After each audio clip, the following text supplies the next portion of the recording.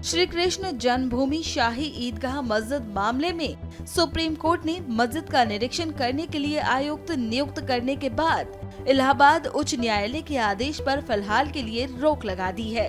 Supreme court के इस आदेश को एक पक्ष के लिए बड़ा झटका माना जा रहा है।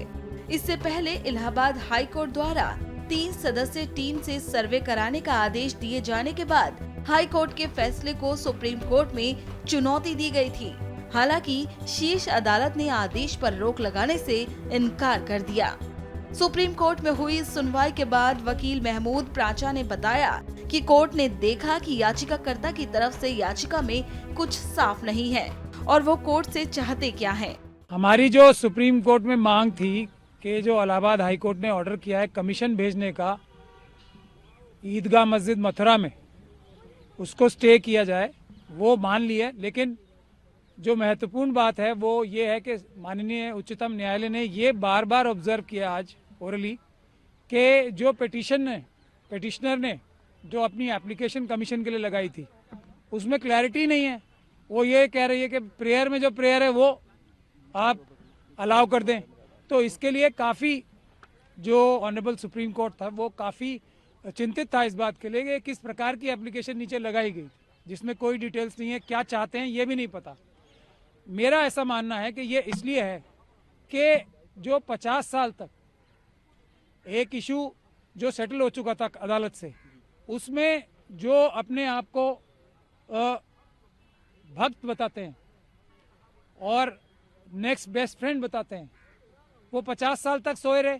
फिर सडनली 2021 में उनकी एक बार आंख खुली, तो ये नींद से जाग के जो आंख खुली, मेरा ऐसा मानना है उसकी वजह से क्लैरिटी नहीं है इनको, और ये ऑब्लिक मोटिव से ये पिटीशन डाली गई है। 23 तारीख को अगली सुनवाई होगी और तब तक के लिए जो स्थगन का आदेश है वो आप लोगों ने बता ही दिया है।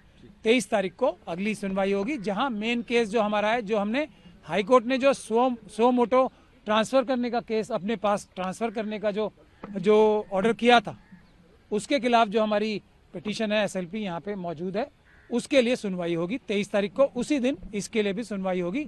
वहीं दूसरी वकील रीना एन सिंह ने बताया कि हमारा पक्ष रखने में जो भी कमी आ रही है वह हम ठीक करेंगे और सुप्रीम कोर्ट ने किसी भी प्रकार से इलाहाबाद हाई कोर्ट के ट्रायल पर किसी भी तरह से हस्तक्षेप करने से मना कर दिया है। देखिए, जो 14 दिसंबर को इलाहाबाद उच्च न्यायालय ने जो सर्वे का आदेश दिया था, आज उस पे सर्वोच्च न्यायालय ने स्टे लगाया। अब जैसे जो पहली डेट थी वो 9 को थी, पर कॉन्स्टिट्यूशनल बेंच बैठने की वजह से हियरिंग नहीं हो पाई थी। तो अब कोर्ट ने ये भी मुस्लिम पक्ष ने ये भी अपनी आपत्तियां जताई कि 711 की एप्लीकेशन है वो भी पेंडिंग है। तो आज सर्वोच्च न्यायालय ने ये कहा कि जो ट्रायल कोर्ट का ऑर्डर है सर्वे का, सिर्फ उस पे ही कुछ समय के लिए रोक लगाई है, जिसमें जो नेक्स्ट हियरिंग है वो अब 23 दिसंबर को होगी। और देखिए, कुछ ऐसी टेक्निकल ग्लिचेस थी जिसको अब शायद हिंदू पक्ष को भी उसमें रेक्टिफाई करने का मौका मिल जाएगा।